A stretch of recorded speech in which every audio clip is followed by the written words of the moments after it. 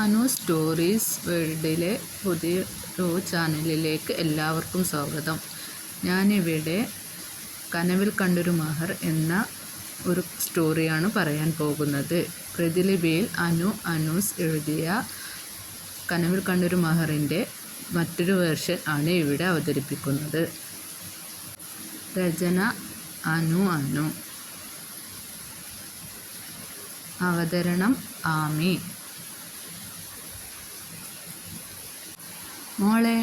മോളെ ജെസ്സി, നിന്റെ ഒരുക്കം ഇതുവരെ തീർന്നില്ലേ?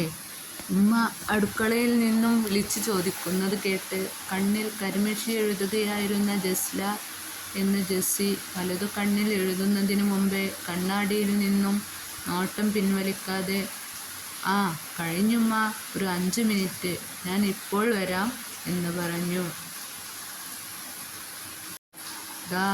അവരിങ്ങെത്തി മോളെ എന്ന് വലതു കണ്ണിൽ കൺമഷി എഴുതി തീരും മുമ്പേ ഉമ്മയുടെ ശബ്ദം ജെസ്സിയുടെ ചെവിയിൽ വീണ്ടും വന്നു. അവളുടെ ചുണ്ടിൽ മനോഹരമായ ഒരു പുഞ്ചിരി വിരിഞ്ഞു. 4 വർഷത്തെ പ്രണയം പൂവണിയാൻ പോകുന്നു. ഇന്ന് തന്നെ തൻ്റെ പ്രാണനായ താഹിറും വീട്ടുകാരും പെണ്ണ് കാണൽ ചടങ്ങിന് വരികയാണ്. ചിരിയോടൊപ്പം തന്നെ മനസ്സിൽ ഇത്തിരി ടെൻഷനും ഉണ്ട് അവൾക്ക്. താഹിക്കാക്ക് തന്നെ ഒരുപാട് ഇഷ്ടം ആണെങ്കിലും തങ്ങളെക്കാൾ സാമ്പത്തികമായി ഉയർന്ന കുടുംബം ആണ് അവൻ്റേത്. ഇനി അവൻ്റെ വീട്ടുകാർക്ക് തന്നെ ഇഷ്ടപ്പെടാതിരിക്കുമോ?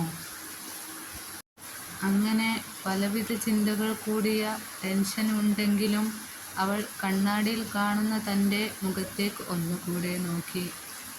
നല്ല വെളുത്തു തുടുത്ത വട്ടമുഖത്ത് 2 കവിളിലും നുണക്കുഴിയൊക്കെയായി ആരും ഒന്ന് നോക്കിപ്പോകുന്ന മുഖമാണ് തൻ്റേത് എന്ന് താഹിക്ക എപ്പോഴും പറയുന്നത് അവൾ ഓർത്തു.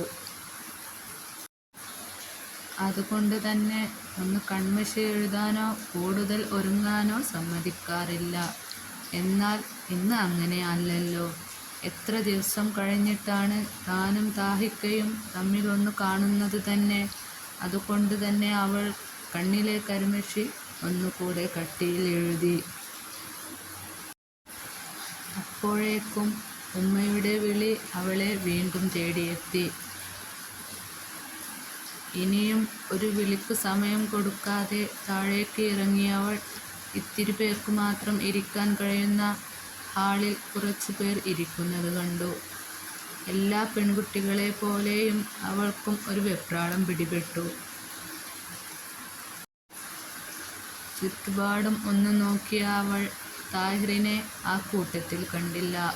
എല്ലാവരുടെയും കണ്ണുകൾ തൻ്റെ മുഖത്താണെന്നു കാണെ ഉമ്മയുടെ അരികെ പോയി നിന്നു അവൾ.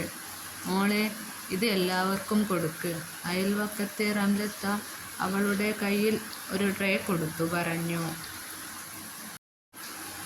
ആദ്യം പുറത്ത് ഇരിക്കുന്നവർക്ക് കൊടുക്ക്.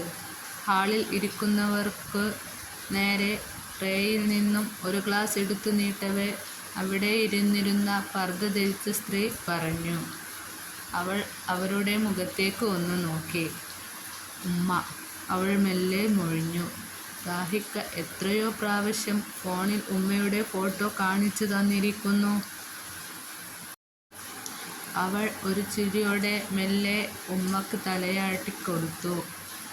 പഴയ ഓടിട്ട വീടിൻ്റെ കോലായിലേക്ക് നടന്നു. മുഖത്തേക്ക് നോക്കാതെ എല്ലാവർക്കും വിറച്ച കൈയോടെ ജ്യൂസ് ഗ്ലാസ് എടുത്തു കൊടുത്തു. താഹിറിൻ്റെ നേരെ ഗ്ലാസ് നീട്ടിയപ്പോൾ കുസൃതി ഒളിപ്പിച്ച ചിരിയാലെ അവളുടെ കയ്യിൽ ചൂണ്ടുവിരൽ കൊണ്ട് ഒന്ന് മെല്ലെ തോണ്ടി അവൻ. നാണം നിറഞ്ഞ ചിരിയോടെ ബാക്കിയുള്ള ജ്യൂസ് ഗ്ലാസ് ഏന്തിയ ട്രേയുമായി അകത്തിരിക്കുന്ന ബാക്കിയുള്ളവരുടെ അടുത്തേക്ക് നീങ്ങി അവൾ. ഓരോ ഗ്ലാസും എടുത്തു നീട്ടുമ്പോൾ എല്ലാവരുടെ മുഖത്തു നോക്കി ഒന്ന് പുഞ്ചിരിച്ചു കൊടുക്കാൻ അവൾ മറന്നില്ല. അവസാനത്തെ ഗ്ലാസ് കൊടുക്കാൻ വേണ്ടി നീട്ടിയപ്പോൾ ആ മുഖത്തേക്ക് നോക്കിയ അവളുടെ കയ്യിൽ നിന്നും ഗ്ലാസ് വീണു ചിന്നു ചിതറി. ആ മുഖം ആകെ വിളറി വെളുത്തു. അവൾ ഇങ്ങനെ അപ്സെറ്റാവാൻ കാരണമെന്ത്? ആരായിരുന്നു അവൾ?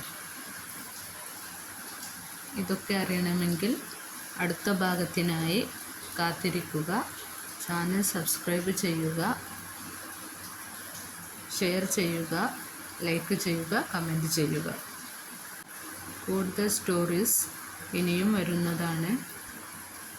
സബ്സ്ക്രൈബ് ചെയ്ത് കൂടെ കൂടിയാൽ ഇനിയും വേഗം സ്റ്റോറീസ് ഇടുന്നതാണ്.